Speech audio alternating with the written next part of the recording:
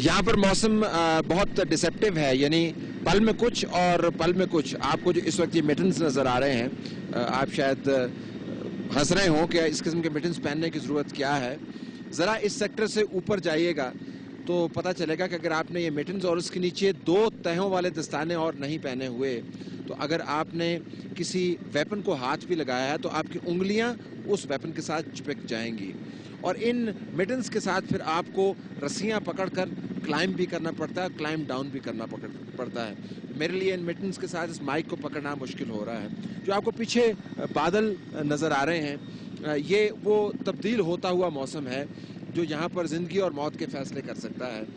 यहाँ पर मौसम की जो फोरकास्ट है वो एक वार्निंग की तरह होती है, जिसके ज़रिए आप अपनी ज़िंदगी बचा भी सकते हैं और ख़ुद को ख़तरे में भी डाल सकते हैं।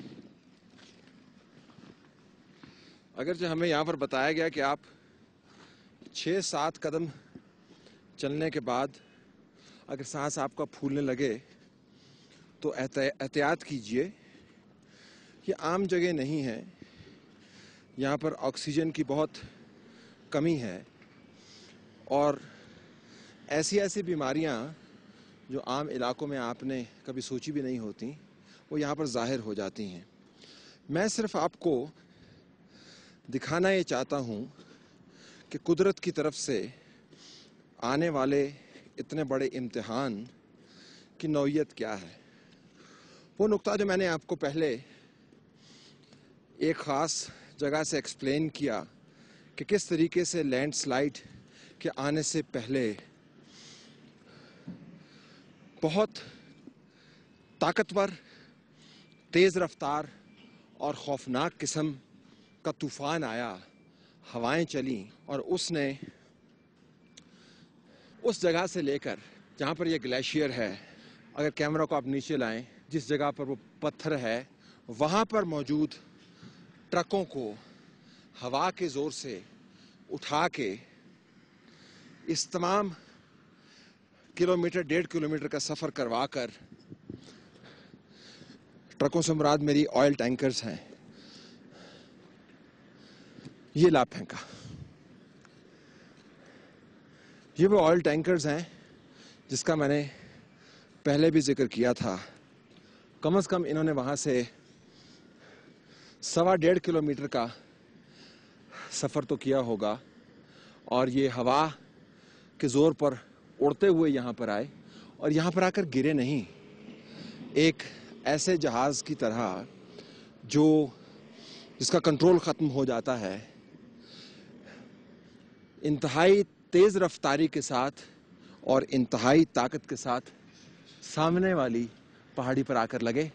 और अगर आप दिखा पाएँ कि सामने वाली पहाड़ी है क्या और कितनी ऊंची है।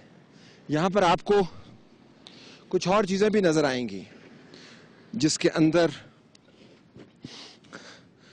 वो शीटें हैं जिनसे यहाँ पर स्ट्रक्चर्स बनाए गए थे।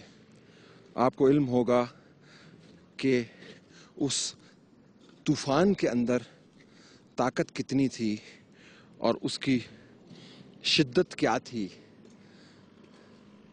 इस कैंप के टुकड़े कितनी दूर जाकर बिखरे हुए हैं। यहाँ पर ये तमाम का तमाम मलबा गिरा पड़ा है और नीचे से लेकर ऊपर तक ये शीट्स जाकर गिरी हुई हैं। जो नुक्ता मैं बयान करना चाहता हूँ वो ये कि हमें उम्मीद यकीनन रखनी चाहिए। करिश्मे भी होते हैं और नाउम्मीदी कुफ्र है, लेकिन साइंसी बुनियादों के ऊपर हमें यह भी देख लेना चाहिए कि हमारी उम्मीद क्या मंतकी और जज्बाती तौर पर जस्टिफाइड है या नहीं है। जिन लोगों के प्यारे और जिस मुल्क के नुमाइंदगान यहाँ पर दबे हुए हैं, उनके लिए बड़ा मुश्किल काम है कि वो ये मान लें कि 7 अप्रैल को रात को 2:30 पर उनके प्यारों की आखिरी सांसें ख़त्म हो गईं। लेकिन कहीं ना कहीं और कभी ना कभी ये हकीकत माननी पड़ेगी।